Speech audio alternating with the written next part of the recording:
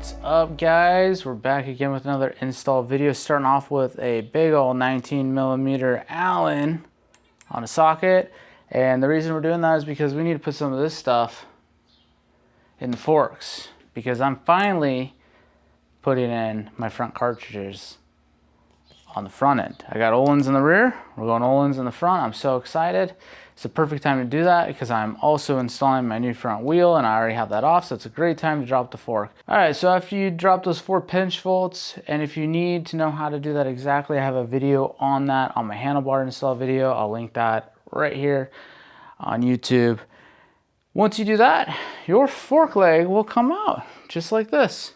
And now we have this torqued off a little bit. So when you undo this 19mm, there's pressure on this. So you want 2 people. You want someone to hold this and turn this to unscrew, and someone to push down on this. Or you can use a socket, but as you get closer to the end of the threads, you want to make sure you're pushing down on this. There's a little bit of pressure. It's not a ton, but there's some. Okay, there we go. That should help.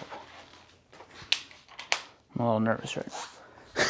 It's just there's a spring, and the spring wants to pop up. There it is. You're not gonna die. It's a little bit of pressure. When you're using a socket, just push down a little bit. It's fine. All right. So now what we have is our fork with the cap off. Ooh, the oil, fork oil. And then you're gonna dump everything out into a pan. Now you're gonna have your cap that comes off. Okay, we're just gonna set that down over here. You're gonna have your top sleeve that comes out of the fork. And then you're gonna have your washer that comes out of the fork. Then you're gonna have your spring. And with the spring, you're gonna have some fluid. And then we're gonna dump the rest of the fluid out. There's what I believe is a 12 or 14 mil down in there. And you need to pop that because that's gonna be able to get your top out, spring out, and we need that. What's going on, guys? We're back. Unfortunately, we didn't make it back after dinner because I need a 12 mil long hex bit socket. Make sure you have one of those. If you don't, you're not gonna be able to do this job. Let's hope this works.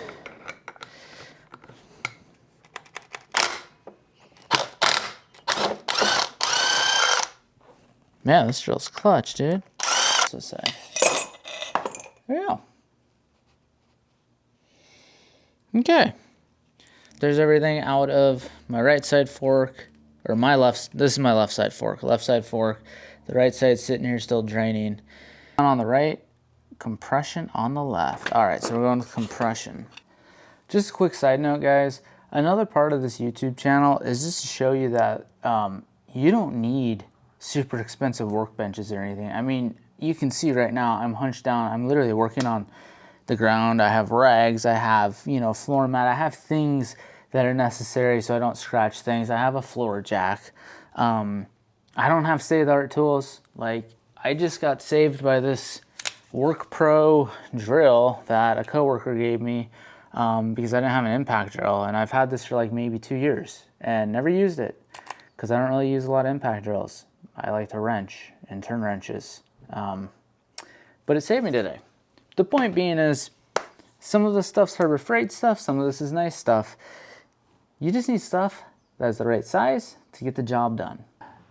My oil lock sleeve decided to flip over, so that was taking some time there. And you'll know if it flips over because you won't be able to screw your fork in. So now, there we go. Now we can put our fork bolt back in. That was making me frustrated there for a minute.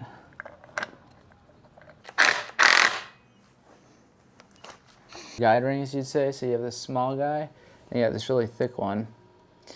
The top of this has a ridge, which I'm assuming is the one you would use with the lowering kit because it would make things smaller. The one for us is the thicker one, and you got to put that sleeve in there because it calls for our sleeve. All right, so let's get our Ohlins suspension fluid. All right, I'd say that's pretty close. Now what we want to do is sort of go up and down on this about 10 times, and you're working all the air out. Okay, we're gonna do this with this plunger too. What we're doing right now is we're bleeding the fork, essentially, right? Like we're getting all the air bubbles out of the fluid. And you can feel the change. Okay, so to measure your fluid, you want your shock arm in the lowest position. You're gonna put this guy in there. I have it preset to 140, that's Ohlins recommendations. And then we're gonna start pulling fluid. Okay guys, so we got our spring in here, lettering facing up. We got our spacer put in this guy because I didn't run the lowering kit. That's gonna sit on here. You're gonna pull your rod up, and I have my bolt all the way down on the threads. And what we're gonna do is we're gonna take this tool and we're gonna sort of slide it like so and get it on there. All right, so you should have something like that. And then we can pull this off like so, okay? And now you just gotta make sure you put that O-ring on that guy, and then this guy's gonna go on here. Take the top cap, we're gonna thread that guy all the way on. I'm going to tighten this nut.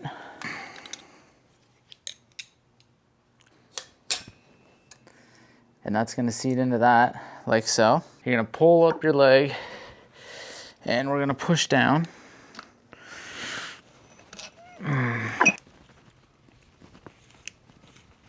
There we go, got it.